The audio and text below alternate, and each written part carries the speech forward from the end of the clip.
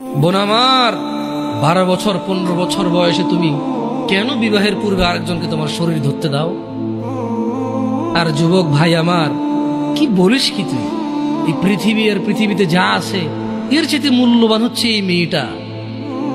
তুই এরকম মূল্যবান একটা জিনিস ওর ধরে ছুঁয়ে তুই ওকে ওর মূল্য কমিয়ে দিবি? এত বড় জুলুম ওর প্রতি তোর! তুই আল্লাহকে ভয় করিস না তাই বলে এতটা কি বলিস তুই? তুই কি কারো গাড়ির গ্লাস ভাঙছিস জীবনে? না।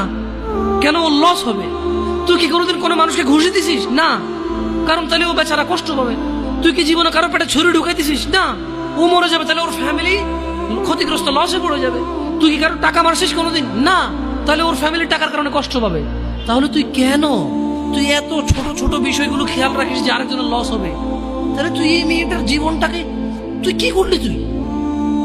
তুই পুরো পৃথিবী আর পৃথিবীতে যা আছে সবকিছু বিক্রি করলে যে সম্পদ হবে, সবকিছু অর্জন করলে যে অর্জন হবে, এর চেয়ে মূল্যবান তুই ওকে সতীত্ব থেকে বের করে নিয়ে আসলি?